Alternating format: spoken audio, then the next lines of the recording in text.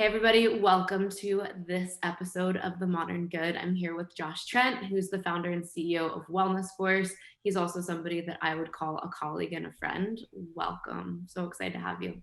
Thank you, Busy. Thank you for letting me be here with you and share some space.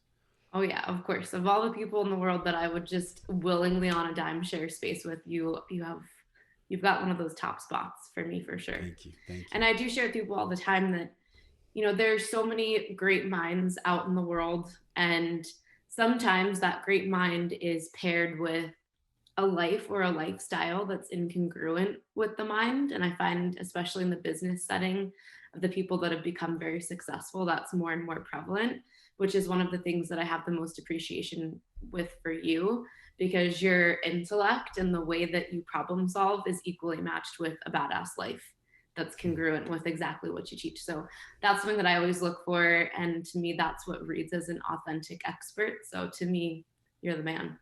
Thank you. God, what I was feeling when you were saying that is like, do we have experiential learning to share rather than like downloading just certificates and quote PDFs and know how?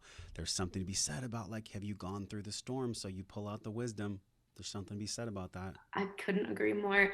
And I actually think, and I think we touched on this in our episode, how important it is, this moment of time that we find ourselves in, that we do take the time and space to see what information we can bring through ourselves that is new.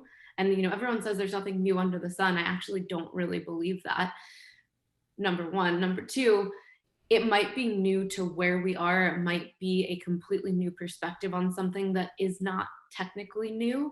And if we keep leaning into, I have to learn it from this certificate, I have to learn it from this program, I can't just self generate, we're likely going to keep replicating the same generational problem. So that's one of the things I love so much about Josh, is that you really are an experiential learner and a teacher. And it's not like, well, I read it in this book, so now I'm going to teach it in a course, which I feel like, unfortunately, the industry is just kind of plagued with right now. Hmm. So I'm really excited that you walk the talk and that you really go deeply into the experience and you don't shy away from the adversity, don't shy away from the storms, because a lot of people like to kind of sit in their glass house and teach, and they don't want to go into the storms.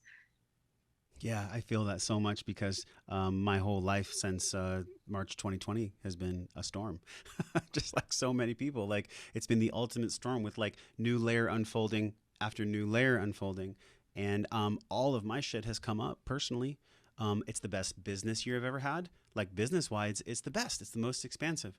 But in order for that expansion to have taken place, I've had to deal with a lot of contraction and Oh a yeah. lot of inner turmoil, both bringing a boy into the world and birthing more of my business into the world and taking care of my own health, like balancing this mental, emotional, spiritual, physical, and even financial has been like running around with a water bucket and trying to keep all the other buckets full. Like that's what it feels like at times. I'm sure we all feel that at certain points.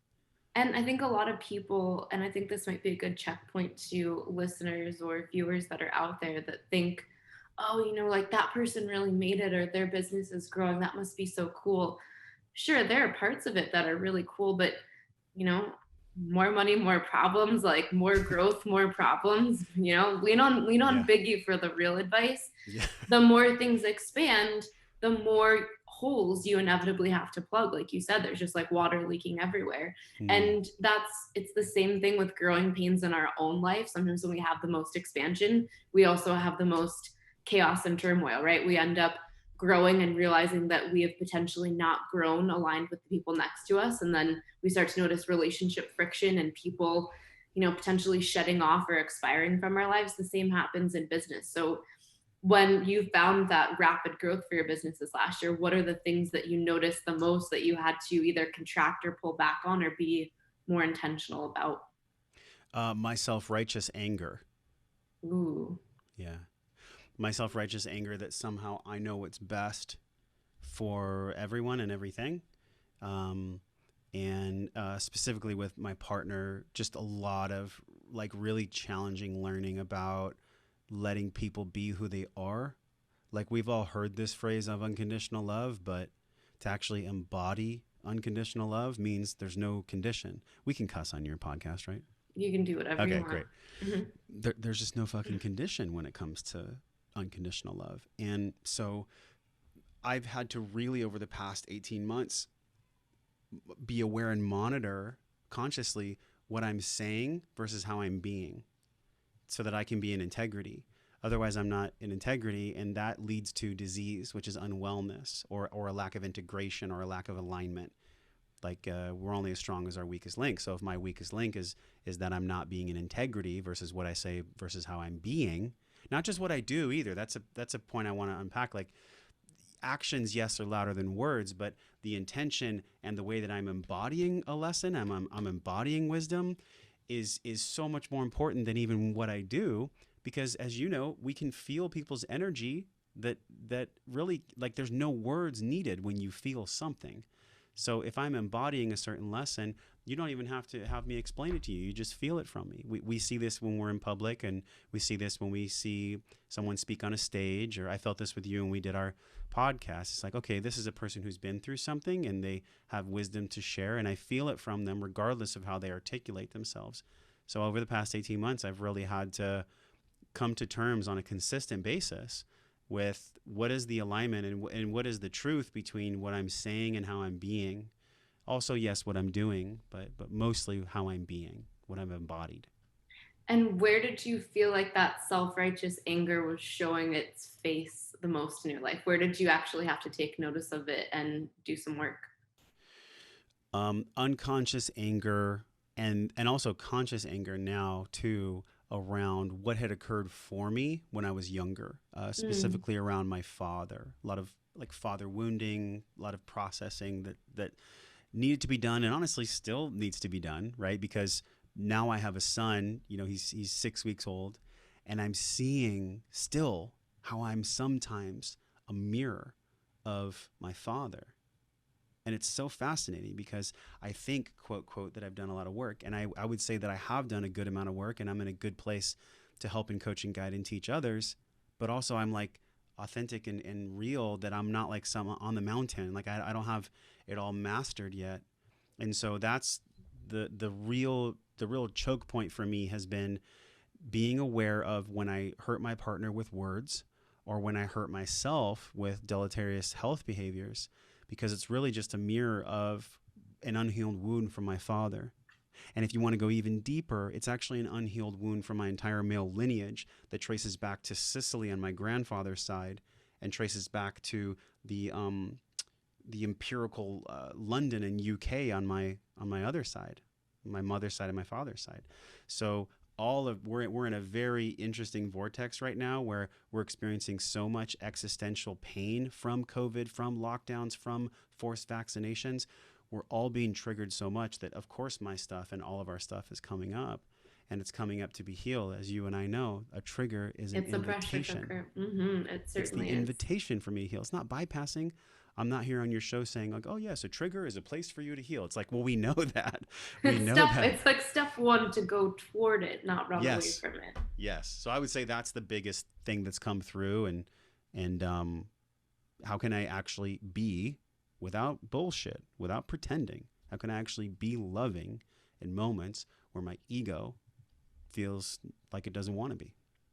So you brought up a ton of amazing stuff. One of the things that I want to touch on, because it's something that we talk a lot about on the podcast, I teach a lot about in break, which is specific to your situation. So you brought up that, I've done all this work and still these things are coming up, and now I have my own son and I need to start working on healing these things. So as we start to do a lot of the work, we might conceptually or intellectually understand what needs to be done, but sometimes until those situations are actually placed into your life, you don't get the chance to actually learn in the laboratory that is your life, right? So theoretically, how your father wound is going to pop up in your parenting, Yeah. and how you would, should, or could handle that in said scenario. But until you're looking your son in the eye, you don't have the ability to work through it in your physical, energetic space. So that's one of the things that I think is important for all people that have been doing healing work. And this is something that I had to realize in my intimate relationship. I could teach about so many different things and teach about so many different things from experience, but especially in the work of break, there was always this point before Gordon and I got together, where I could teach about what would likely happen as you're deepening your intimacy, but I wasn't in a relationship to actually go through it myself. So I knew theoretically what would happen and what things I'd have to face and how I'd have to pivot and adapt and keep working to keep growing in the right direction. But when I was finally gifted with that relationship, that's when I was actually able to heal that. So I say this because so many people have mother wounds, father wounds, both, and they let this be something that blocks them from ever perceiving that they could be a parent themselves. Hmm. And I'm here to tell you, do the work to make sure that that's a decision from the right place, not out of fear. Because, like you, once you're in that place, yeah, those things are going to come up, but now you have a unique opportunity, so long as you're owning your space, to work through it and break the generational trauma, to break that Mm. generational line. And if you're not going to do it, who's going to do it? You're just going to stop procreating because you're still mad at mommy and daddy. Yeah. I mean, Oh that's my a God. whole, you go for it. I got to jam on you. I got to jam with you right now, on you and with you, because man, I just had this conversation with my lady, with Carrie last night. Literally this exact thing. And it's no surprise we're talking about it, because I was feeling, and I'll share, if we are chosen either by higher intelligence or by the intelligence in ourselves to be the one, not from arrogance, not from how special we are or how we want to be acknowledged and seen for breaking the generational programs, but just because it's the right thing to do. Like, that's the most important thing, whether it's from myself or my connection to God or higher intelligence in some way. So that's number one, is being aware of that being there. And then number two, accepting that along the path of now essentially healing your grandmother's, grandfather's, great great grandmother's, great great grandfather's sins or unprocessed emotions that they passed on both epigenetically and behaviorally to you, that there's going to be a price to be paid. And we have to be at peace. I'm not saying we have to enjoy it. I'm not saying there's not going to be suffering. I'm not saying that there's not going to be challenges that'll knock you on your ass. But there has to be a point in our psyche where we just like love that we're here and we get to do it. Like I'm it kind of is, feeling emotional it's just a sharing this gift. with you. It's a gift. It's a real gift. It's like we're here. Like, what else are we gonna do? We're just gonna pretend like they did. It's not. And also, this is the last thing I want to share. It's not about doing it in spite of our parents. Like, well, I didn't get love, so I'll show them. That's the Mm-hmm. wrong motivational source. I'm talking about true inspiration. That's like gratitude for even the opportunity to heal it. That's the kind of fuel that I pull from, that we need to pull from.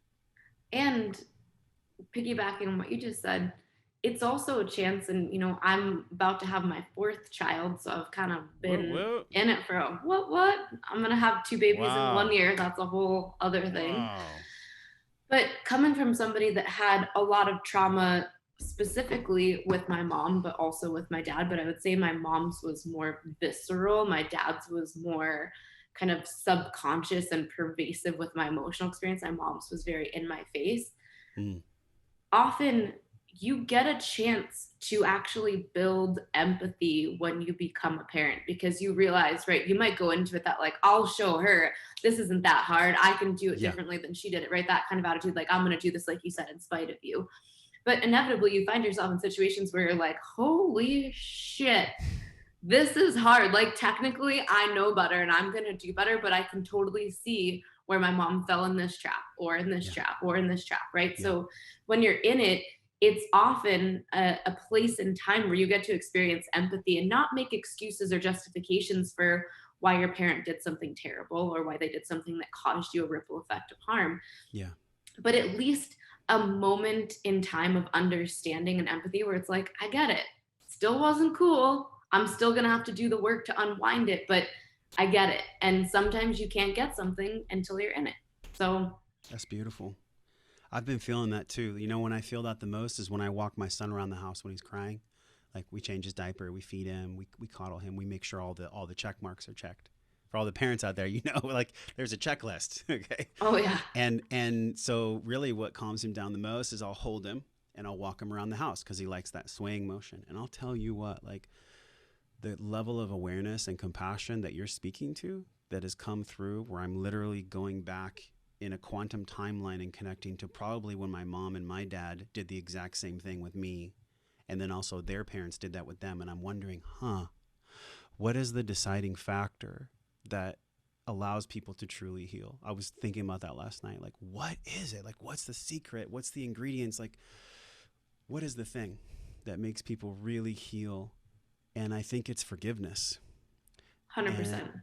and I think that actually is the secret ingredient is to embody forgiveness. I'm not talking like just intellectual, but like really embody forgiveness. And that means you're going to cry. There might be snot bubbles. You're going to have to feel so vulnerable that you maybe go back to the well with a parent or with a relative that's hurt you so many times. And there's so much ammunition that your ego has stocked away, just ready to fire at them because you know exactly how they're going to be, and you're broadcasting that out, and they feel it from you subconsciously before you even talk to them. That's the kind of shit that I'm talking about. Like, that's what makes people truly heal. And I'm like currently in it with my father. I mean, our birth story wasn't exactly what we planned for. It was challenging, and he wasn't there. He wasn't supportive. And I thought to myself, like, I feel the trigger. I feel my young man inside hurt, and my adult in me is also like so deeply sad for how he can miss such a beautiful opportunity to love. So they're both there in real time. Oh, yeah. And those, I'm sure, will be unique opportunities to get to work through with that person. And ultimately, and I'm sure you see this, but often and almost always, the way we see it is not the way they're perceiving it. Of So course. on his side, for all you know, he feels like he's actually saving you the stress or the drama of being there, or it's too hard for him and his brain is prioritizing a million other things. So, it's just always a good checkpoint to say, as I'm experiencing this, most likely, like if I were playing betting odds in Vegas, that is not their approach or that is not their perception of it. Yeah. And, one of the biggest lessons to learn in this life that will affect communication in a positive trajectory moving forward is that it's not about my way is right or your way is wrong or my perspective's right and your perspective's wrong. If we can just try to step outside of ourselves and do a little, like I like to look at it like project it up into the quantum classroom, Mm. knowing what I know and an educated guess about this person, what are the ways that they might actually be seeing this so that I can try to communicate to them at that place? Because to me, it's like casting out a fishing rod and being like, I know where you're at. I know where you're at. You do it and then you try to bring them back in. That's usually what's required to heal. But if it's just like, Right. I'm over here and you're over here and that makes me mad, or what you did makes me mad, that's such a wide gap to try to bridge. Yeah. And wow, I'm feeling like I'm getting a beautiful teaching point from our conversation that in my own life, because how many times have I wanted so badly, and forget about even just the father one, just people in general, for someone to see my point of view Mm-hmm. when really, and I've heard this from many teachers before, it's like, how can I see the world through their eyes just for like a couple breaths?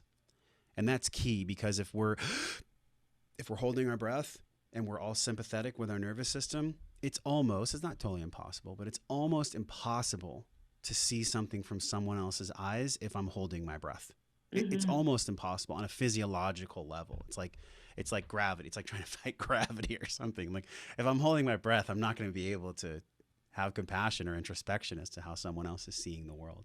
So I'm feeling all of that with what you just shared. And I also think it's really, really important for there to be like a genuine, authentic, daily, weekly, definitely at least weekly inventory of what's real.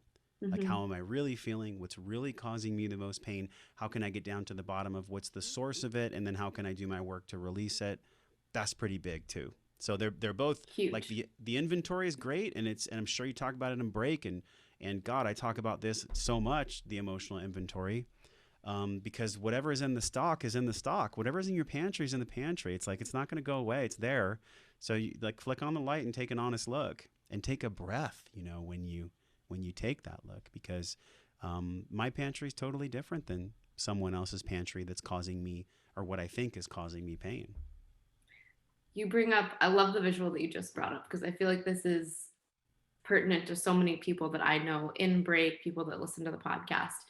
We've all had that experience when we look in the pantry, right? And like maybe we have like 95% healthy food. It's all organized correctly, but we all know that somewhere back there is like the bag of marshmallows The that's probably gluten-free been there too brownies in the long, corner. right? There's always something that's in there where it's like, I shouldn't have gotten this, or I should Yeah. just throw it away, but you don't. You just kind of leave it there so Yeah. that in the case that you want to grab it or you want to eat it, it's there, right?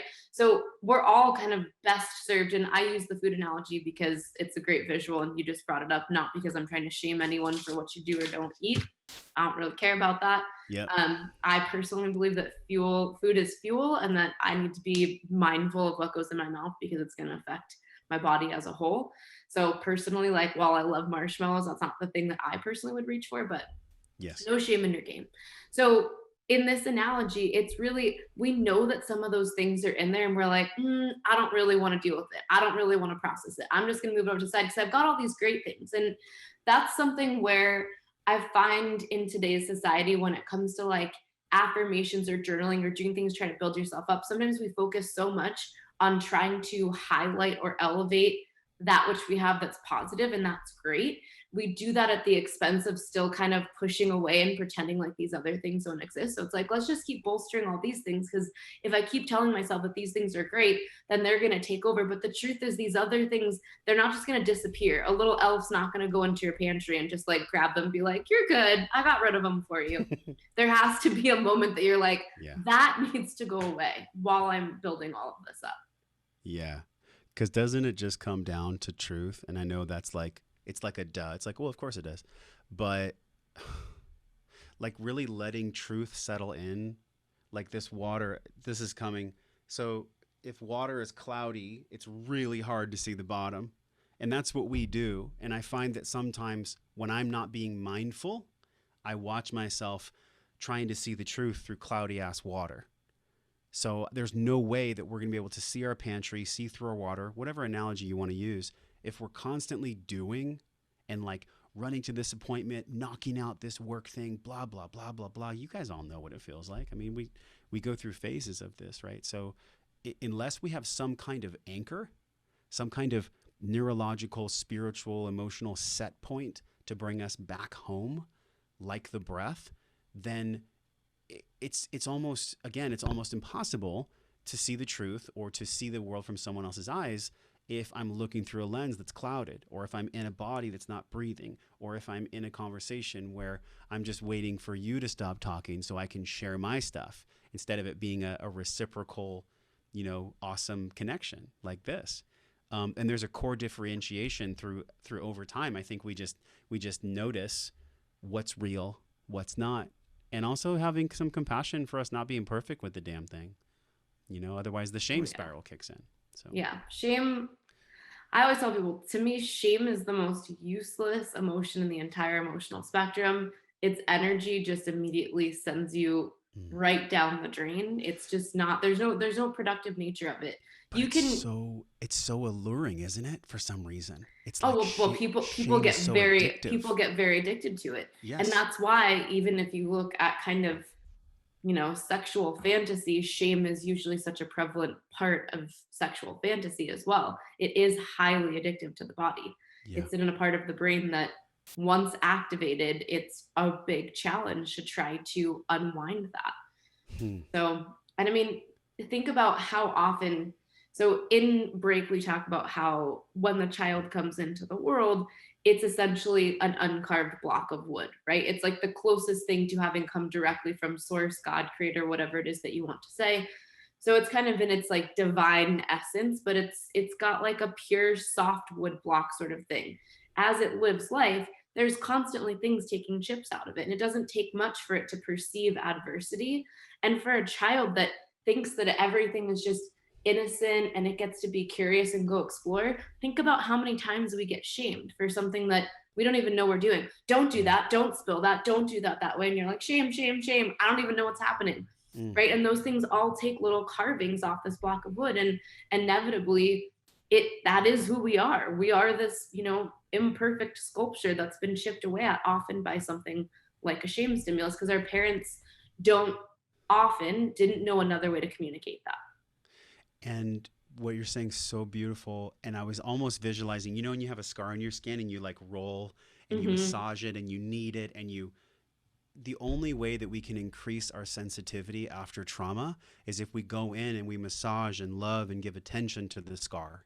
Like that's the only way, because otherwise the nerve endings on the skin, they literally lose sensitivity if they don't get blood flow. Like, so we can make the physiological comparison to the emotional aspect you're describing. It's all the same thing, because whether you love Einstein or not, like truly everything is connected, right? Mental, emotional, physical, spiritual, and I would even have to say it's financial too. I think that's a big part of Oh the yeah, world. You know, the financial. We absolutely. we signed up for this, Busy. We signed up for this world. We signed up to be here. You've had a lot of business success. A lot of I, people I are believe that. are really like their nervous system is so taxed, and for so many years, God, honestly, I would even say before COVID, like when COVID happened, it fucking catapulted me into getting rid of as many things that didn't serve me as possible. And I feel like the rest of my life and all of our lives will be that way, because I think time is essentially speeding up. I don't know how you feel about that, but I Oh, get that I energy. agree. I get that feeling. I'm like, okay, well, whatever's not serving, it actually has to go. Otherwise, I'm going to leave the world too early. And I have so much to do. I don't want to leave the world too early.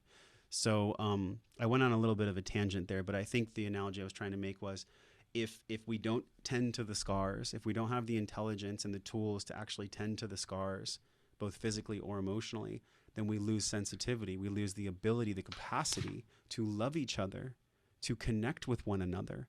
And so that's why people, it's funny, I don't know if you know people like this, like some people can't get massages. Oh Like yeah, they're so weird tons. about their body that like Hmm. they don't even My want to get. mom is one of them. Okay, well, tell me that Mhm. there's not so many layers of scars that is so desensitized. It's not about shaming her. It's about loving, having Oh compassion for yeah. someone in that position. Can you imagine not being able to be touched? I mean, that just like drops my throat just to even think about that. But this is the world we're living in.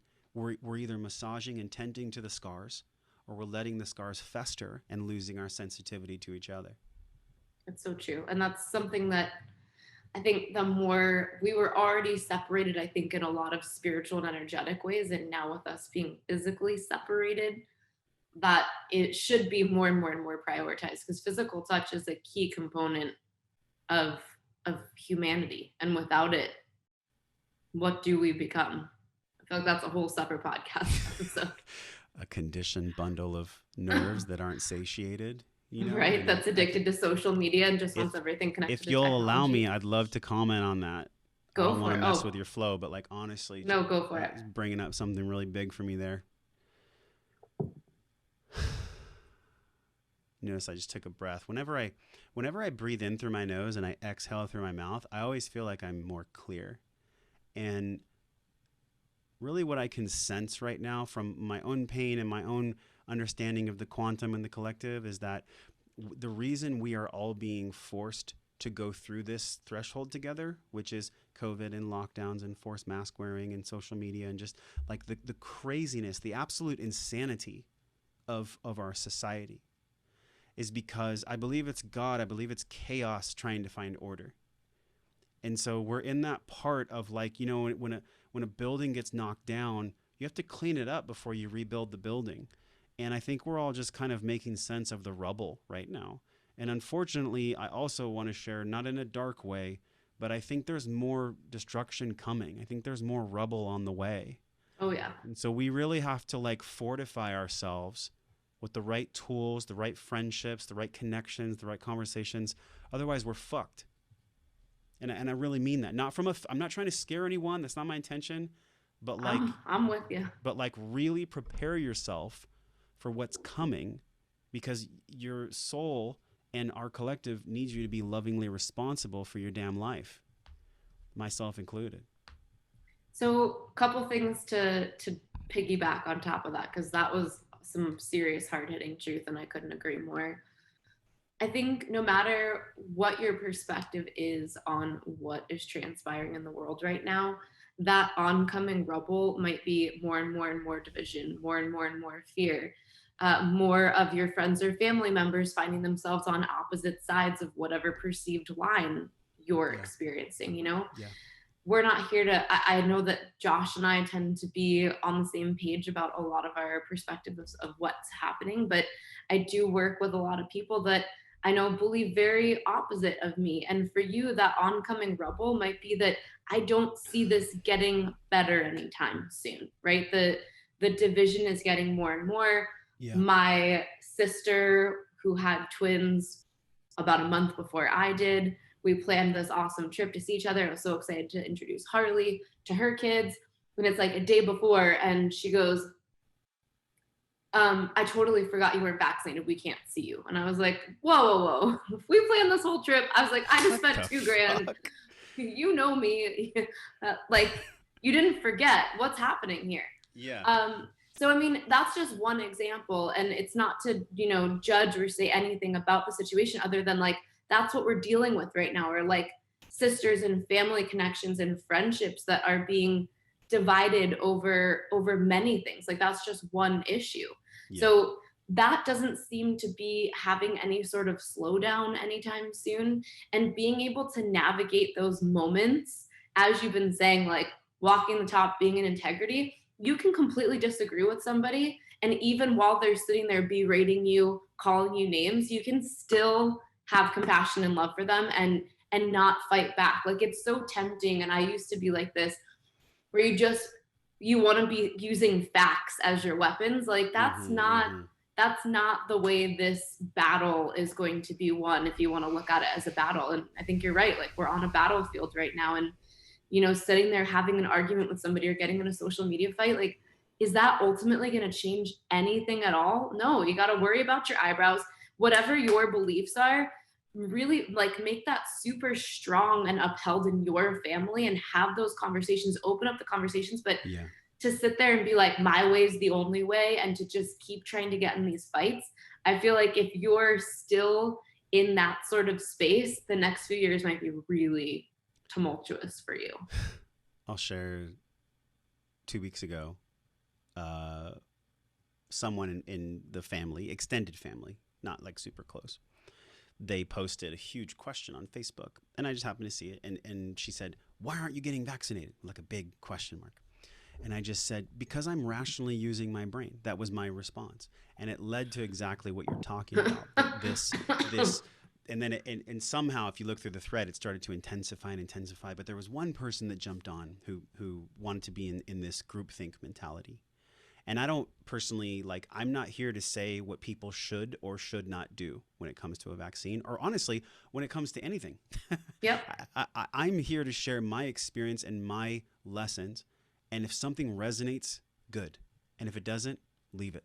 So what I'm about to share is the same thing. So there was someone that jumped on and she's like, "Well, I'm a registered nurse and I see people dropping like flies." And I said, "Well, look, are you sure about this? Because I also have 20 different RNs who are in the wellness force community that are sharing they're leaving their jobs because they're sick of the tyrannical control."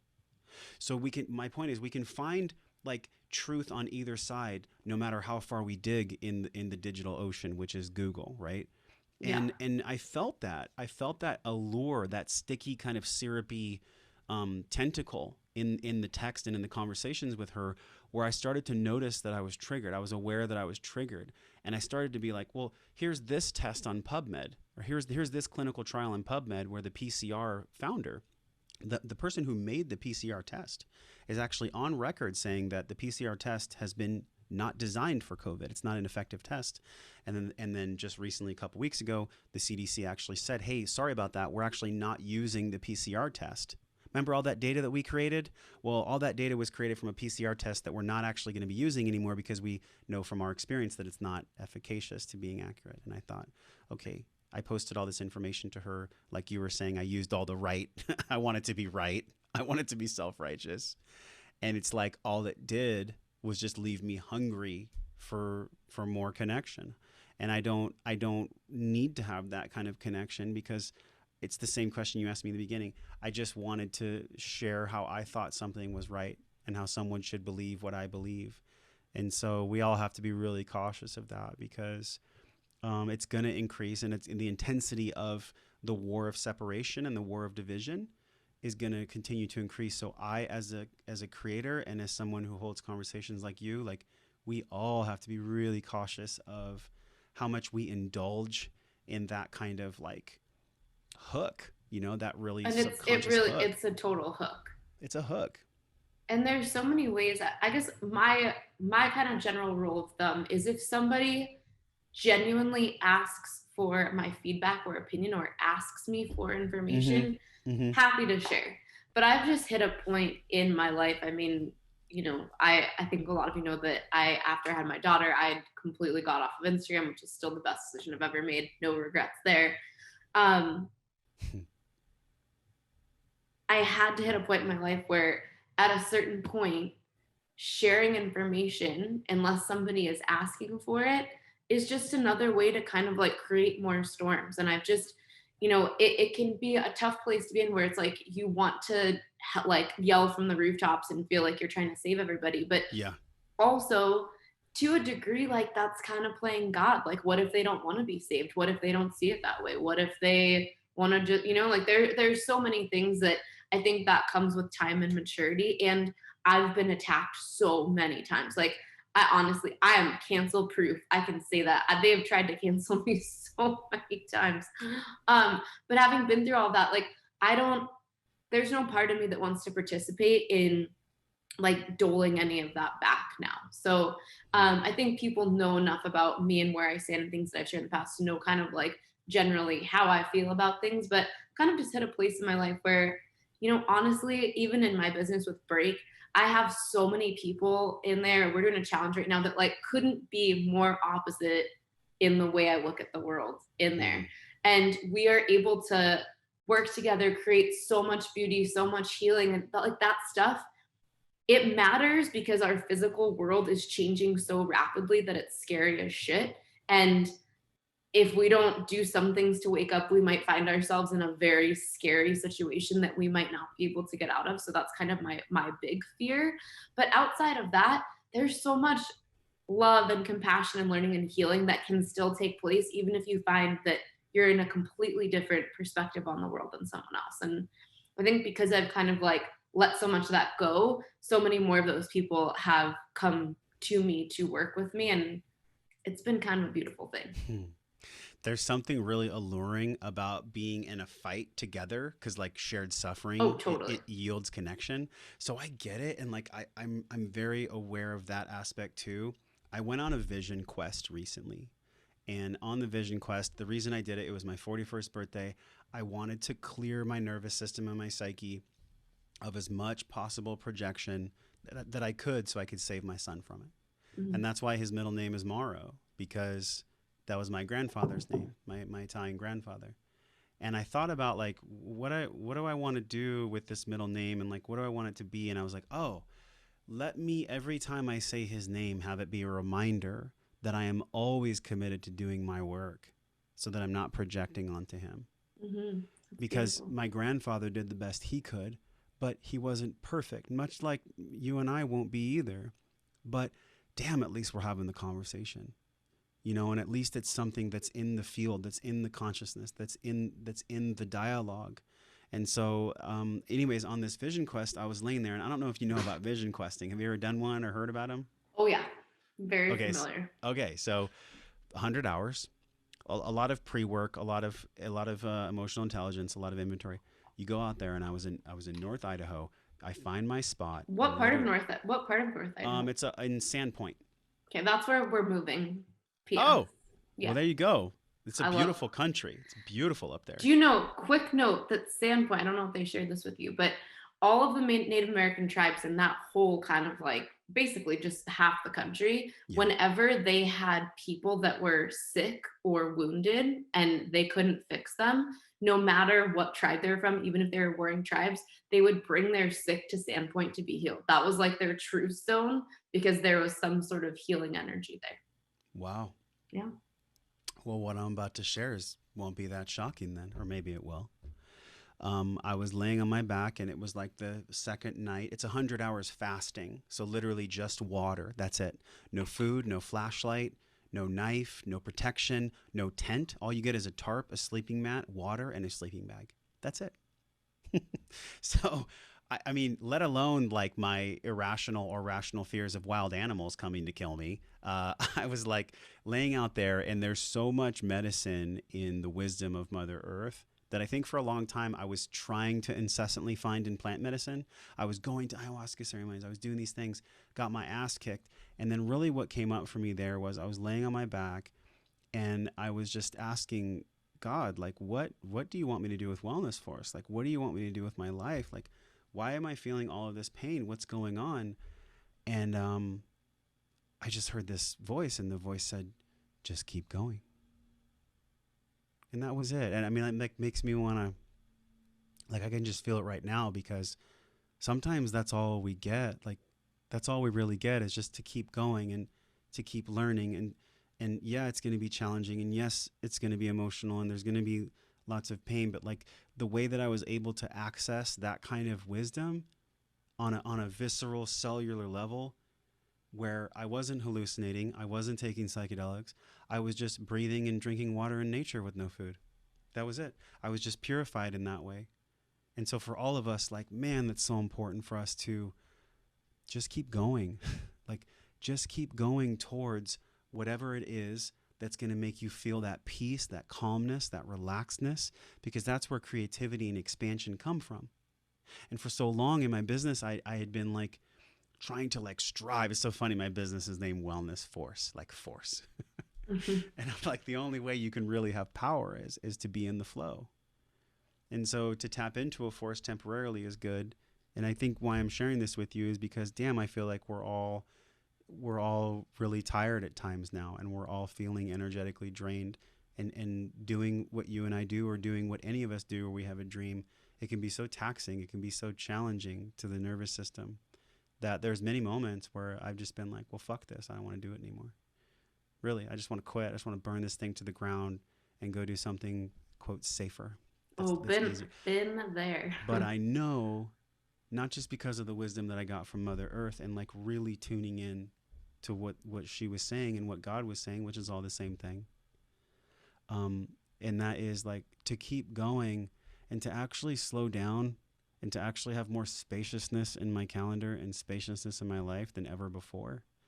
That's, I think, what we all need to do right now. And it's so counterintuitive, because I'm not telling people to go quit their jobs. I'm not saying to people that stop paying your bills. That's not what I'm saying. What I'm saying is find, through intelligent inventory, where you can create more spaciousness in your life, because that's actually where all the medicine is. That's actually where all the creative juices are going to flow. But it's so counterintuitive, because the limbic system needs novelty, just like the amygdala gets fed and activated through fear.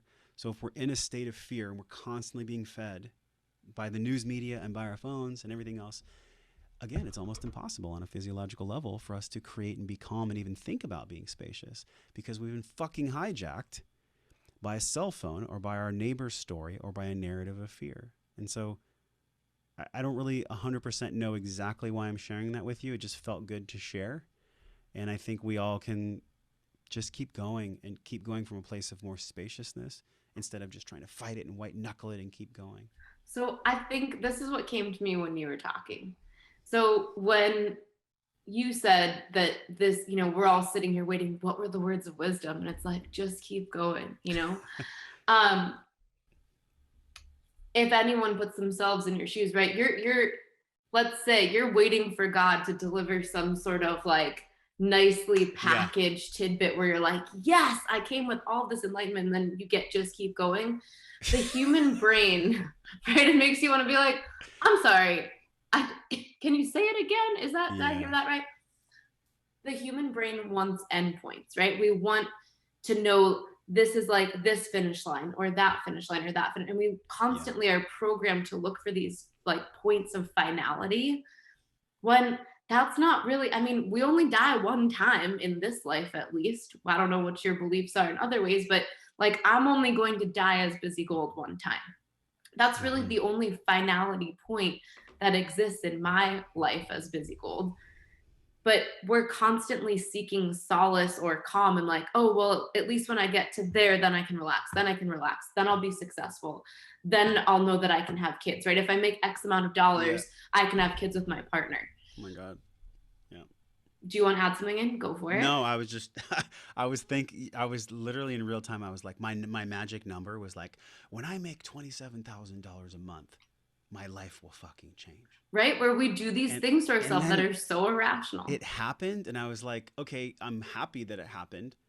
And then it happened for a while, and I was like, but it didn't actually change a thing. Like, I don't Like feel any like better at it all. gave me more resources to be able to like pay staff and create good content and do all these great things. But like as my overhead rose, so did my level of creativity, and so did Mhm. my lines of bottom line and profit like shortened actually, because when the new energy came in of money, all I wanted to do was like more.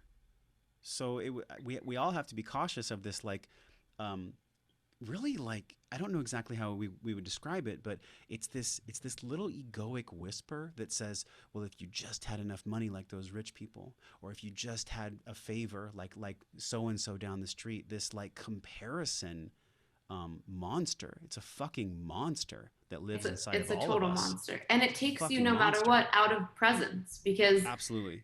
it's only there and it's built to get you constantly referring to a future point back to the present, future point back to present, because you're constantly measuring, okay, what do I have to do to get from here to there? Which is inherently taking you out of being present. So just keep going, in its irony is really God being like, be present. Like, Mm-hmm. that there's nothing for me to tell you. There's nothing magical that I'm like, you're going to get here or in 70 days, XYZ is going to happen. Right. And Right. that's like always what we're looking for with answers, when the reality is if we can just put all of the work and energy into healing our brain so that we're not constantly living in the past or projecting out in the future to measure where we are, life is going to get a whole lot better no matter what's going on in your life. You could be living in poverty, you could be living the richest life in the world. Any person, if they're constantly spending 99% of their life in future or past, their lives are going to be in shambles to some varying degree internally, no matter what it looks like on the outside. Something I've been feeling lately too is when I compare myself to somebody that makes $75,000 a month, and I allow myself to get upset or angry at that, really what I'm doing is I'm sabotaging the quality of my life in the current moment so that my ego can be upset and honestly feel that rush of like the roller coaster of adrenaline and epinephrine and all these catecholamines. Like that's really what's going on. And so I know that you probably talk about this, and I know that Dispenza does a lot of deep work on people becoming literally wired and addicted to stress. But man, if right now isn't a lens for all of us to look at that clearly through, I don't know what other time it would be. We're the most triggered, most stressed, most compressed, most sympathetically driven in our nervous system that we've ever been. So we absolutely have to have tools. If we don't use our tools right now, somebody else is going to bury us. Somebody else is going to use a shovel of resentment, anger, fear, and comparison to bury us in the ground. So we have to use our tools so that we're not being buried. One of the things that you brought up that's interesting, because I think a lot of people don't necessarily think about it in these terms, and it's not every single type, but some brain types will use comparison and anger. So some people have, in my work, anger as a protective emotion. And if you're using comparison to fuel up anger so that you can actually rev yourself up and step into that competitive nature and push yourself more, Yeah. that's very different than somebody that uses comparison as a way to go into anxiety and actually like push themselves down or isolate. So if you're listening to Mm. this and you kind of vibe with what he's saying, think about it for a second. Do you let that comparison and anger fuel you to push harder and be competitive? Or do you let that comparison turn to anxiety and then you start to think about all the ways that you're not enough and you actually back down on the things that you want in your life? One's a rejection origin type, the other is an abandonment origin type. So just think about that for a second, because that's kind of it's one of my favorite things about studying human brain patterns and having mapped them for so many years. There are little things like that where it's like, once I know that bit of information, I can pretty much tell you what 10 other things you likely do as well. Because even though we want to believe we're incredibly unique, and in some ways we are, brain patterns are not. We Mm-hmm. could all have experienced different types of variables, but if the variables interacted with our brain science experiment relatively the same way, the patterns are pretty easy to map. So Hmm. those can just be interesting checkpoints, because then the question that you would ask yourself is, am I only looking or thinking about this person because really I need to get to work on my own life right now? So I'm not going to look at this, but I am going to work on building the skills to actually like go harder into my own work. That would be the abandonment question. Or if you're the rejection person, where you're going to let that make you isolate, you again have to take the steps to not let yourself shut down, isolate, or walk away from your dreams, or let somebody seem like they're so far ahead that you could never catch up with them. So I have so many questions for you that have to do with fatherhood. So I'm going to jump in and like hammer some of these out, because I know that Yeah.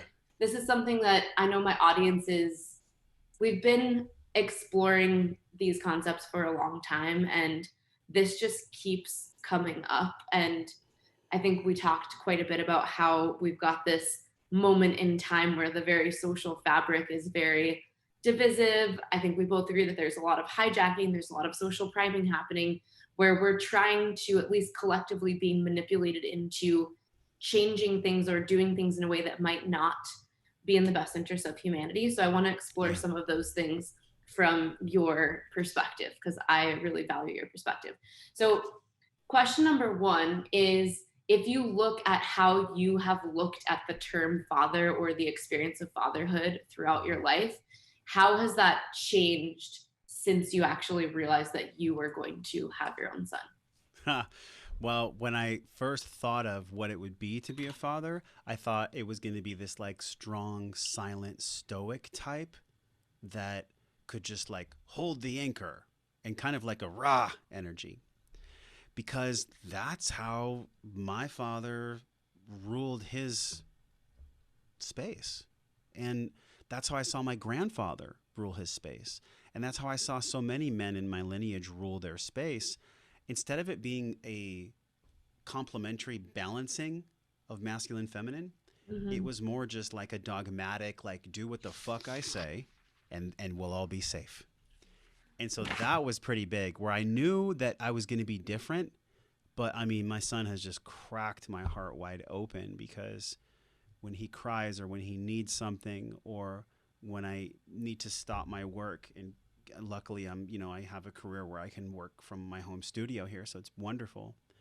But I would say the biggest change for me was I already knew that I was going to have to crack my heart open and blend my masculine feminine together, but I had absolutely no idea like how much I would have to consistently lean into my nurturer, into my softness, into my patience, into my understanding, all of these emotions that for most men, like if a man identifies himself, and masculine and feminine flows between men and women, right? I'm not saying that it has to be exclusive, but I would just say blanket statement, generalization. Most men that are in my friend group, or just that I know, they identify as like a masculine man. Like that's their pole. They of course flow back and forth, but I had no freaking idea that I would have to tune so much far beyond anything I ever thought into my nurture, my flow state, my softness. That's the word that keeps coming up for me here, is my softness as a man. Because, and also I'll stack on top of that the capacity and the awareness for me to transfer quickly between the two, right? Because if I want to use an energy of completion, and it's like, okay, well, what's the point? Close the deal, make the business happen. I really tune into I guess you could say my default. For me, my default is kind of like a completion. It's like, okay, well, how are we going to get it done? Mm-hmm. That's my completion. That doesn't work with parenting. That doesn't work with a baby. That doesn't work with a woman who's recovering in postpartum. It doesn't fucking work.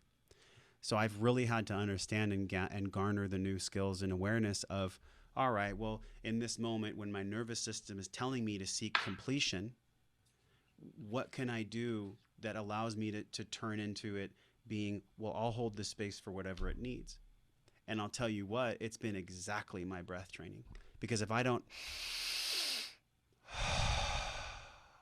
then I can't choose. Like literally, if I'm not breathing, I'm not choosing. So that's been a really big one. Amazing. And I actually have that quote in my notes of things that I'm going to bring up. So I'm glad you brought it up because to me, when I read that quote on your breathwork.io website, I was like, yes, that's an important one because Yeah. the breath brings you back to presence. And if we're not in presence, we can't actually make a choice, a conscious choice. We're reacting subconsciously, but we're not actually making a choice. And a lot of times people think that what's coming out of their mouth is a choice, but it's not a choice. It's patterned, right? And you have to be able to give yourself that pause to select, what do I actually want based in this Yeah. exact present moment, nothing else from the past, no fear of the future. What do I want right now? And most people can't create that space, You but the know what I breath was can. you know what I was feeling when you were sharing? This is a keyboard that I'm holding up. We Mm-hmm. know that when I push a T on a keyboard, we know that on the screen it's going to show a T. We are no different. like we are so grooved in our patterns as human beings that we know exactly what we're going to say the moment we feel the trigger. The only thing that can come between that is our work for the trigger to be an invitation. So it actually, when I push the T, something else shows up instead of me just reacting to what life is throwing at me. I mean, this parenthood journey, holy shit. That's all I can really say is holy shit. And dude, Like you're the only 6 weeks and I'm in. only It's 6 weeks gonna in. it's gonna get Yeah, so wild. the amount of awareness that I've had to have on my own keyboard is like 2 to maybe 4x when she was just pregnant. So that's real too. That's in the space as well. Oh yeah.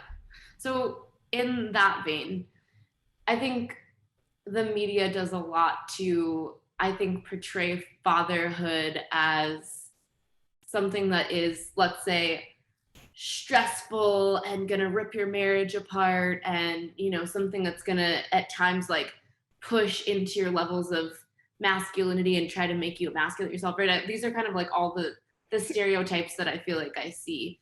Hmm. So for somebody that is not yet a father or is struggling with trying to find that balance in their masculine feminine polarity within themselves, that is kind of being impressed upon by those visuals or those ideals, what is some advice that you can give them for how to like anchor back into how they should be showing up in that kind of balance in their role as a father, instead of letting these fears of like this and this and this is going to happen? Okay. Sandwich together breath and vulnerability in that moment with whatever they're feeling. And we talk a lot about vulnerability and wellness force, and I know you explore this in your work too. It's like I really want to define for myself what I think vulnerability is. Vulnerability is my openness to share how I'm truthfully experiencing something without the other person giving me a specific result. Yes. So Thank you. that's Thank you for saying that, because I think in a lot of the conscious community, that's not what people think vulnerability is. yeah, Vulnerability is like sharing this for sharing's sake. right. When really, I mean, to me, vulnerability is that like minute to minute raw nitty gritty Yeah, honesty where you're like, I don't want to have to say this shit right now, but this is really what's happening in there. Help yeah. talk me out, like walk me out of this dark place. And you always know when to come from when somebody's sharing that they want to be what I call strategically vulnerable. Maybe you and Oh I have yeah. chatted about this before. I don't know. I think we did. It feels But like we it did, feels but like we yes. have. Mm-hmm. So I just want to share it for everyone with us. If I tell you, Bizzie, I'm about to be vulnerable. It's like just fucking be vulnerable. You don't That's have to. already, it's already not You, vulnerable. you don't have to. It's exactly because by me telling you I'm about to be vulnerable, I'm subconsciously cueing you to soften so that I can receive what I want, which is your kindness, your compassion, your emotions towards me. It's like putting up a disclaimer. Like, all Yeah. right, everybody, I'm gonna need you to soften up and be prepared because I'm about to get real here. No, just Or be real. it's like saying I'm only going to receive guidance if it's soft. I'm only going to receive guidance if it's soft. And I'm like, man, it would be nice, but that's not the world we live in because what I would tell that person, back to your question, who's maybe struggling with the identity of how to blend masculine, feminine, or how to embody fatherhood, I think the most powerful fathers in the world are the ones that can do their breath, have the set point, pause, feel whatever's coming up for them. And I say coming up because most of the emotions that cause us anger or pain are upward emotions. And then, of course, anxiety and depression are like, or I'm sorry, depression. Depression is like a downward emotion. Mhm. Depression is the opposite of expression, expression being up and out. What happens is we have to be able to share what's either coming up or coming down for us as fathers, and we have to have the courage to do so. So on one side is vulnerability, and again, without having the other person have to respond in a specific way. And then and on the other side of that is like sharing the truth of what you're feeling. And in the middle of it, you know what the middle of it is? The middle of it is fucking courage. Because you Hell don't yeah. know what's going to happen. You don't know what's going to happen when you share like, hey, I'm really sad about what happened. I'm really fucking sad about what happened on Tuesday. And it hurts and I'm still hurting. And this is my experience. Can I share my experience? I mean, that is like, that's really hard. So in this, but here's the analogy that really makes sense to your question to kind of like put the end point on it. I like how in the past you've said like period, end, stop, or I think you've said stuff like that. Probably period, full stop. Period, Yeah. full stop. Here's the period, full stop. The Okay. period, full stop is if my child is crying, I'm not going to go use my intellect and be like, why are you crying? What's going on? I'm going to take a breath. I'm going to attune myself. I'm going to be vulnerable in that moment to drop what I'm doing, be with him, let him know daddy's here, let him know like I got him, and hold him for as long as I need to. Why aren't we doing that with ourselves? Why aren't we doing that with our partners? It's because we're still overcoming these triggers of wanting to be right, wanting to not get hurt, wanting the other person to be something that maybe in that moment they can't be. It doesn't mean they can't ever be that, but definitely in that moment they can't be it for you. And so that's the most powerful fucking father in the world, is the one that can hold all of that awareness and operate from that place. That's a beautiful thing. I just got kind of a flash, just so many things that you shared about being able to kind of lean into some of the more like feminine, nurturing, go with the flow sort of yin energy. And this morning, well, I should go back. So last night, we all had, the kids' backpacks were on the floor, my backpack was on the floor, and then Harley's diaper bag was on the floor. And Gordon's been going through this phase where he basically like will not share Harley. Like he wants to drop her off. He wants to pick her up. And he keeps playing this thing like, well, the car seat's already in my car. I'm like, you have to share our daughter. Like, you can't keep doing everything with the baby. Because he's just such a good dad. He's so into it. He's so invested. It's so magical to watch, but he like won't share the baby. So last night, all the backpacks are down, and you'll see Harley is 7.5 months. A backpack on the floor basically would be like, sending her to like a rock climbing gym without a belay, where you're like, all right, you're probably gonna die. So I'm there trying to, Gordon's like, all these backpacks should be hung up, but then the diaper bag's sitting there, and I was tempted to be like, and don't you think your diaper bag should be hung up on the wall? And then I was like, no, that's emasculating. I don't want to say that's funny, but it's not funny. And then this morning we were talking about it, and I was like, the diaper bag was also on the floor. And he was like, yeah, my diaper bag. She's my baby. And I was like, yep, your diaper bag. So it's funny how sometimes it's like, because we're in this space and time where I think, and it's kind of in tandem with my next question, which is kind of taking a segue into toxic masculinity. There's all of these kind of social constructs of like what it is to be a man and what it is to be a woman, and modern feminism, toxic masculinity. And I find myself like, even in those moments where I was like, that was a funny joke, but I was like, I don't want to, it's funny, but not funny. And I didn't want to push his buttons and potentially have him mad at me. And then this morning he was thinking the same joke in his head because he's really claiming it, which is that's like what I loved the most, is that this morning he was like, like, I love being a daddy. That is my diaper bag. I was like, okay, Hell here, yeah. you take the diaper bag. Yeah. So it just, we're kind of all in this, I would say like hyper observational state where, because instead of just naturally doing and saying things, we're kind of now thinking about what other people are saying is right or wrong or socially acceptable or politically correct.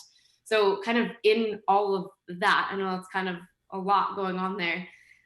What do you think is actually for real toxic masculinity? And what is is it a mislabeling, or is it truly a wound that has to be healed? Well, are you talking about the old masculine or the new masculine? So I'm talking about the, let's say the social descriptor toxic masculinity, because I mean I think Okay. you could take that however you want. Like Yeah. what the masses are trying to point to and say is toxic masculinity. Do you think it's a mislabeling, or does it actually exist as a wound? Yeah, you better take a deep breath on that one. I think it's a gross mislabeling.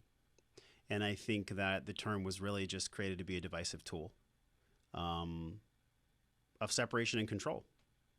Because that, what I believe is there's an old and a new masculine. And I think the new masculine is embodied, not toxic. I think it's really about embodiment. Now, embodiment involves work. It involves introspection. It involves inventory. Like there's work involved. So you'll know if you're with an old masculine energy, if there's not a willingness to look within, if there's like a refusal to see another person's point of view. I don't think there's toxic masculinity. What I think is there's toxic ways of being. Mm-hmm. There's toxic anything. There's toxic femininity, masculinity, transgendernity, whatever you want to say. Like, Yeah. however we identify in the world, however you choose to identify in the world, there is a toxic way of being for sure. But I think what's going on is what we're really talking about here is the war of the sexes. And the war of the sexes, in my opinion, is fucking over. It's been over for a long time. The only reason it exists is because everybody keeps talking about it. It's what creates clicks. It's what creates traffic. It's what creates that allure that we were talking about, that hook of like, yeah, because what it allows, what it allows, and I'm laughing because I've fallen into this trap too. It took me a long time. It took me a long time to stop being angry at the feminine. It took me a long time because I got beat up, as a lot of men do. And looking back, it was my choice because I had to go through that to understand what it feels like when I'm victimizing myself and I'm not in control of my own experience. And so I don't believe that the new masculine, and by new masculine I mean embodied, is toxic. I think that there's just toxic people in the world. I think it's a gross, just egregious mislabeling. But it's labeled that way because it's what makes people feel angry and upset. And it also drives the conversation to inferiority because that means that men on some kind of subtle level are inferior. They're toxic. Men are toxic. And it's like, well, there's toxic people, but I don't think, just like when men might describe a woman, like a wounded man might describe a woman as like a cunt, right? He'd be like, oh, that's cunt. Like that. And I'm not saying that doesn't exist. Just like on the man side, there might not be, fill in whatever expletive you want for him too. That exists too. Mm-hmm. But just as a general rule, I don't think that men are toxic. I think that there's an old way of being that has been dying for a long time. And I think that old way of being is about not listening, not receiving, not being present. That is a toxic way of being that can be learned from any gender at all. 100%. And I think if we look at the influence of society, media priming, I mean, I think at the same time that everyone's like, this is messed up and this, we need to break away from toxic masculinity, the same machine that's publicizing all of these conversations is also still trying to get men to fall into these traps.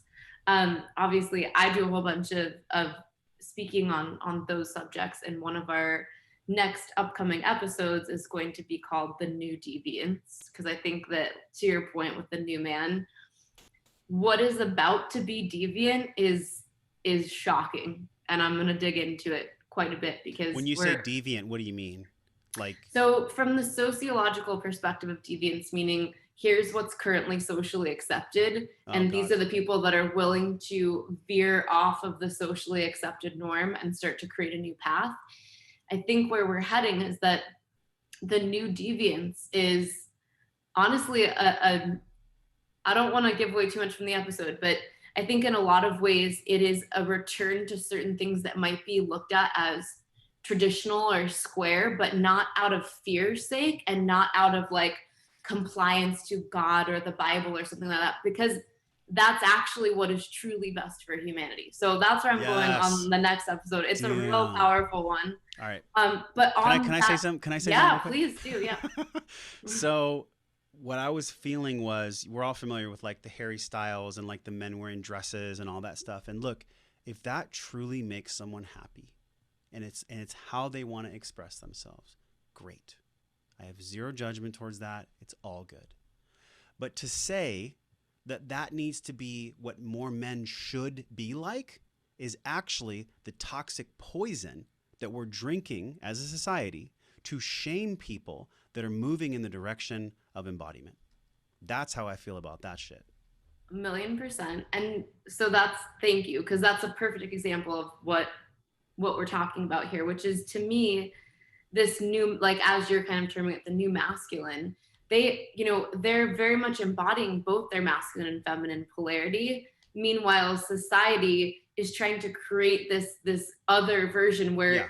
if you don't want to do that, there's something wrong with you, or you Shame on are, you. yeah, shame on you. Which Mm-hmm. again, and this is one of the key points of the episode that's going to drop, the new deviants, is we've kind of, in my opinion, we had this opportunity to actually do right by humanity and embrace all people no matter how they express themselves, and we collectively missed that opportunity and then instead twisted it into a wide scale social priming event that is unlike anything I've ever seen before Oh in my my life. God.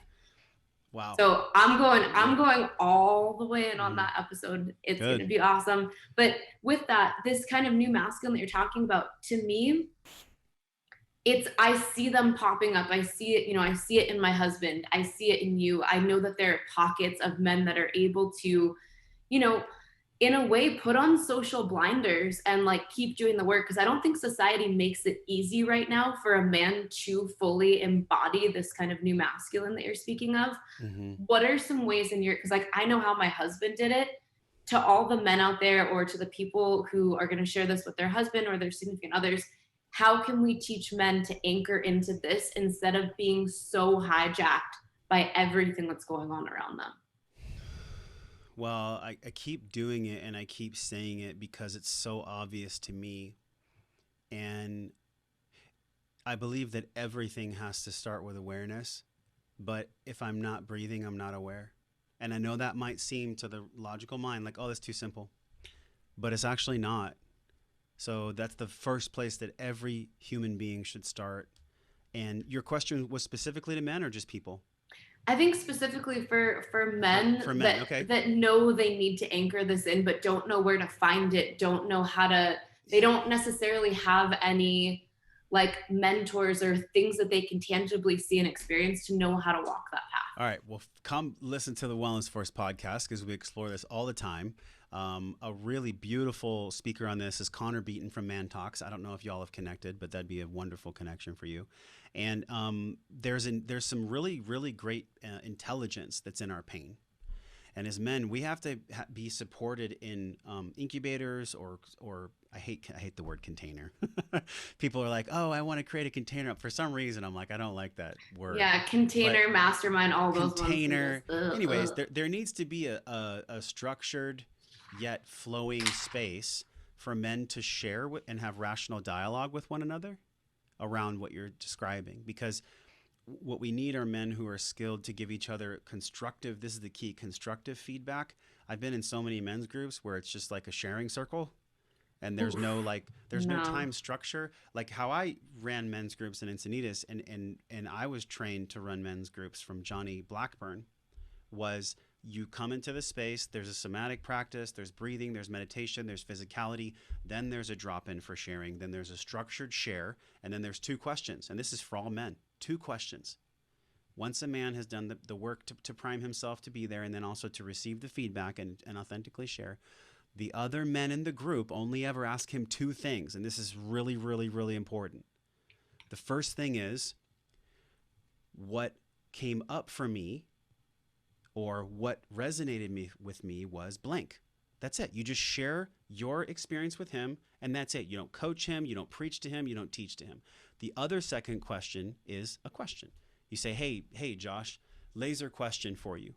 What would it be like to see blah, blah, blah? Or what would it, do you feel in your heart that why this is happening is because of blank? And you just shut up. So it's either impact or question. impact for me was this, or laser question for you is this.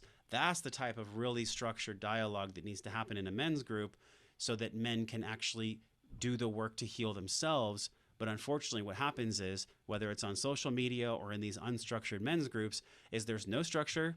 People are vomiting all over each other, and men leave less fulfilled than when they arrived. So that's the key, is those two questions in a space where there can be real feedback given. And if anyone needs kind of another analogy to make that make sense, as a designer, if a client comes to you and they're like, oh, well, just, whatever, like just whatever you want, just give me some designs. That is much harder to actually provide something of value than if someone says, Oh yeah. here's the parameters, be creative within these parameters. It's so Mm, much easier to generate something really meaningful when there's a structure, a cocoon around it, than somebody just being like, whatever happens, happens.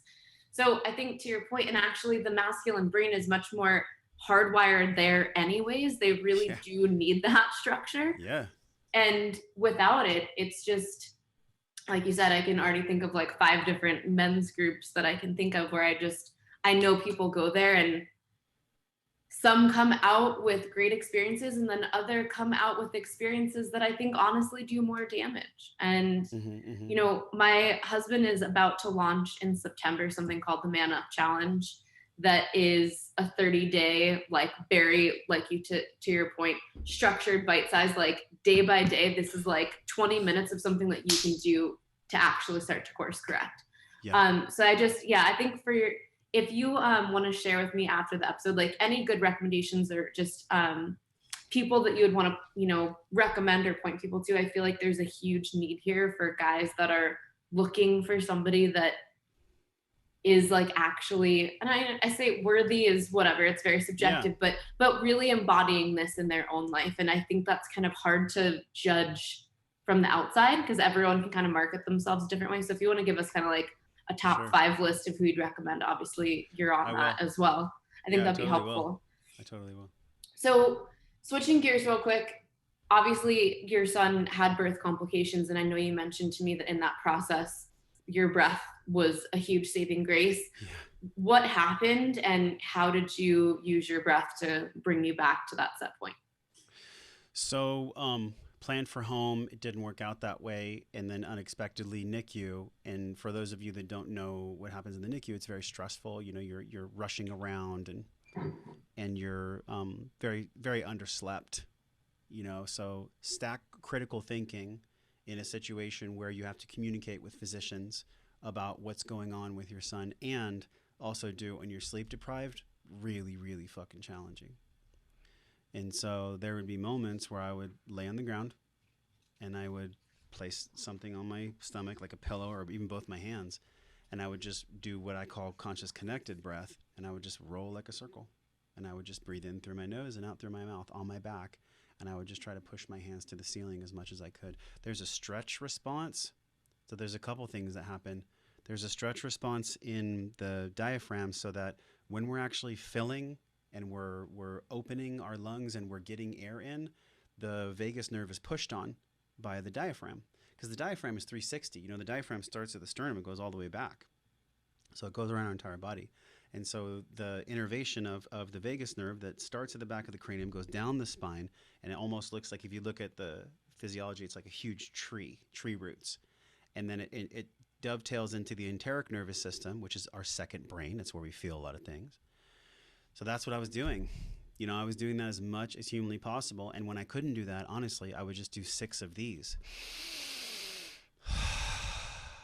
6 of those in a row.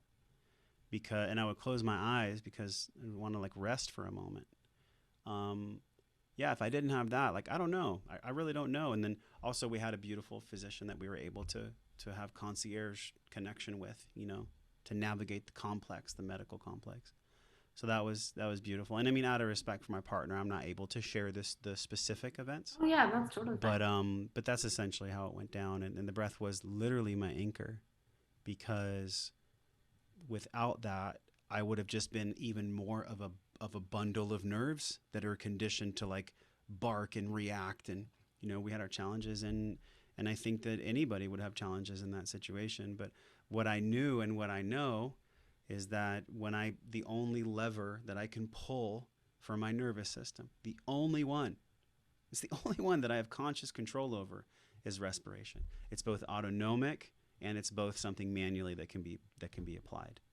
Love that. So I knew that, and I was like, all right, this is what I attracted in. Like, here I am, having to use my own tool that I've helped other people with. And it was interesting, about 3 weeks prior, I had a client come over to the house and we did like a 4-hour VIP, and we did cold and heat, and I taught him how to breathe properly, and he wasn't breathing through his diaphragm. And I was like, man, so many people don't breathe through their belly. They just don't know what it is. So many people have reverse breathing patterns Oh yeah. where when they inhale, their belly will go in, so that they'll be like, but instead of their belly going out, their belly will go in. I'm like, oh my God. And the very last thing I'll say is this, like, I love my son so much, and I love to see life come into the world. And I was taught by Dan Brule this one very, very important fact, and we can all take this home. If you cover a baby's nose at birth, the baby will start to choke. Well, why is that? The baby chokes because we are naturally relaxed in the jaw, mouth softly closed, breathing through our nose. That's how we are designed by intelligence to breathe. We're not designed to be mouth breathers. We are not designed to be mouth breathers. Mm-mm. But we learn, like, when you're talking, you'll notice I'm like really just, my mouth is closed and I'm just breathing through my nose when I listen to you. If I'm angry or if I'm upset, you might see my mouth open, or you might see my jaw like tense, So the breath is like this huge barometer for us, me personally, in times of stress, where I can either use it or it can use me. So true. That just brought up for me when my son is the only one that I had in the hospital, and my doctor was from Israel, and he only called me Bubble. And Huh. I was literally like pushing Zeb out, and I'm a yogi, so I had my yogi breathing going. I was feeling good. I was feeling great. And he like pops up and he's like, can we cut this yogi breathing bullshit? I need you to breathe the way I'm telling you to breathe. And I was like, oh God. And then the baby was already out. But it was just like, it's just so funny where it's like, I'm doing what I need to actually stay like calm and relaxed. And, I knew how to birth a baby. Yeah. And he's up in my face, like, cut the yogi breathing bullshit. Like, I need you to do what I'm asking you to do, because he wanted the baby out. And it's like, it's just a good visualization of sometimes what we're faced with, where it's like your body can sometimes know intuitively what to do and how to keep yourself in that centered place where I was like so present, so focused. And then all of a sudden you've got a doctor in your face. It's like, bubble, quit this yogi breathing bullshit. We need to do another show because there's just way too much to talk we about can do a million more shows. Yeah. I've got 5 rapid fire questions. Actually, okay. 6 rapid fire questions for you. Number 1, who wakes up with baby at night? Who wakes up with baby at night? Carrie does, my partner. And is that because she's opted in to just do the whole thing? Yes, and also because when today, for example, I had an in-person interview. I had this conversation. I have a client call after this. So like when I have a full day, I need to sleep by myself. Of course I miss them, but I have to do that to care for me. Now, if we have my family coming, and we'll sleep together. I'll change the diaper, whatever's needed. I think it's about adjusting to what's happening and what's most important for the shared vision than having a rigidity around, every night I'm going to sleep this way, So I bring this up because I find so many people that go into first-time parenthood, especially lately with just everything that's happening. A lot of women go into this well, it should be 50-50. You should do this and I should do this. Where it's you go into this with this plan or what's fair. Well, and what I've found, at least in my relationship, is that Gordon really needs sleep and I really don't. I could wake up in the middle of the night 5 times. I wake up happy. I'm never mad. Yeah. I don't ever wake up on the wrong side of the bed. Nice. If he has to wake up at all, he's a nightmare the whole rest of the day. So for me, it was that we just agreed where it was hey, let's lean into our strengths here and let's really be honest about who we are as people. Yeah. I could be up for the next 9 months every 5 times a night and be totally fine. He can't. So we decided that I just do night times and he doesn't, but he's awesome during the day. So to anyone that's out there that's everything has to be equal 50-50, that's not really That's not knowing your partner, knowing yourself, and leaning into your strengths. So, I get the intention of where that comes from, but and maybe mhm, you'll cover this in your future episode. I think it comes from like the fifth or even sixth wave feministic movement, where it's like totally men need to step. It's just the step wrong up. kind of energy. It's the It's wrong kind of energy. It is. And then if you lean into your strengths there, which is that I don't really need sleep, he's able to be so much more present there in his Yeah. daddy energy all the rest of the day. So I'm glad that that was your answer, because I find that too many people are like, well, that's not fair. It's like somehow unjust, when it's like, it works great for us. And, maybe in your relationship, you're the reverse. Maybe the wife really needs sleep and the daddy Nope, doesn't. it's me. I need the sleep. Yeah. I find often it's men, but neither here I nor need the there. sleep. Yeah. Okay, question number two. If you're feeling stressed out or upset, what's your go-to song? One song and one song only. Song. Oh God, that's really hard. It would probably be something without words, like a beat music or like a taiko track, Ooh, okay. like something where it's like where I don't have to think about what the artist is trying to tell me. I like music without words because I can make up my own words. Got it. I feel that. Number three. What moment of your life stands out as the hardest battle that you've ever had to overcome, or the toughest adversary that you've ever had to face? Pornography. Yes. That's also in my new deviance episode. Yeah. Thank you for saying that, because I think so many men come from the standpoint of like, everybody does it. No, that is Mm-mm. a worthy adversary Nah. to It took. overcome. It has to happen. It's got to change if we I've want to keep done building up this new masculine. I've done multiple episodes on this, and I also had forget his name was Greg. I forgot his last name. Specialist in porn, and also Rachel Fiore, who's wonderful. You two should definitely connect. And I think that pornography is one of the most slippery and sinister tools of sedation that can happen to specifically men, but also women. And so that really needs to be held in the public spotlight, like the atrocities and just the dark demonic energy that are taking place in that industry. Is it makes me want to throw up, but yet I was pulled to it for so long. So that's another podcast, and I did Let's heal it, and I healed it let's by doing it can a we different do way. Yeah. can we do another podcast on Yeah, we that? totally can. We can do a whole one on that. Okay. For sure. This one's going to be tough, but I think your brain can handle it. Describe 2020 using only three adjectives. What the fuck? Or Was that it? What I the think that fuck? was it. I think that was it. Okay. What the fuck? Okay, if you could learn from anyone in history, I would imagine that they'd probably be dead, because I don't think we've got a whole lot to go around right now. Yeah. Who would it be? Alan Watts. Ooh, good one. What is your intention for 2021? What is Josh Trent going after? I'm going after a true embodiment of balance to the best of my ability in physical, emotional, spiritual, mental, financial, um, because not only do they all blend together, but I think it's really fun and also really challenging to make sure that in all of those areas I'm full, because the chi or the life energy that I need, that is required to fill up all of those categories, I'm either blocking from getting myself, or I'm choosing to waste it on shit that's out of my control. So it might look like $60,000 a month, and reaching 3 million people through the podcast, and traveling to like two really amazing places with Carrie and my son. But really, what it boils down to is those are all aspirations and desires. What makes me feel the most satiated is feeling whole and healthy within me, feeling well. That's my 2021 is me feeling well, and whatever I need to do to feel that way is what I will create. And one of the things that I know you've created that certainly helps support that experience of wellness, and if you guys haven't gotten a chance to go on wellnessforce.com, he did an amazing, a montage, a compilation of how each of his top guests described wellness. And I think that's Yes. totally worth seeing. But one of the things that Josh has brought into the world is his breathwork.io. The program's called Breathe, right? Yes. Breathe, breath, and wellness. Breathe, Breath, and Wellness. And it's a wellness program. I want you guys to go check out the website. I'll make sure to post it below the podcast. And I think you've got an offer for all of our listeners for the program as well. Yes, and I apologize. It's whatever you want.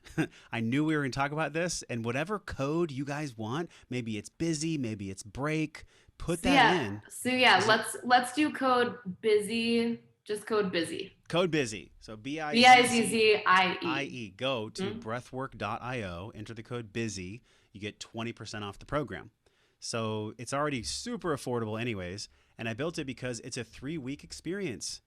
And I learned from all these masters and traveled, and I spent a month in Thailand, and I learned from Mark Divine, and I learned from all these amazing human beings how to actually pull out the nuggets of wisdom that apply to us, the real people that don't want to go wear a white cape and float on a mountain. A lot of the breathwork programs out there are designed for people that are like woo-woo, esoteric in the clouds. This is like coming back home to yourself. We'll talk about the 3 phases of breathing, the acute, the meditative, and the cathartic. And by the end of it, you'll have a really clear understanding of how to use your breath in those moments where it matters the most. So it's breathwork.io. The code is busy and you get 20% off. Sweet. And for all of you that are out there that are dealing with chronic stress, chronic fatigue, worry, self-doubt, anything, breath is going to always help create that, as you say, that set point, that pause, that moment for you to really start to work through what do you actually want, and how are you currently leading your life down a path that's not going to get you there. So I really do hope that you'll go check out Josh's breathwork.io website. He's an amazing guy. I totally co-sign him as a teacher. I can't wait to go check it out. So please head to breathwork.io. Josh, I love having you on the show. I already have about 5 different show ideas that I want to do with you, but let's do the next one on porn addiction and the divine masculine. So let's set that one for not too far off in the future. Loved having you on. Thank you for sharing all of your experience and all of your journey with our listeners, and I will see you next time. Thank you for having me. Appreciate you. Of course.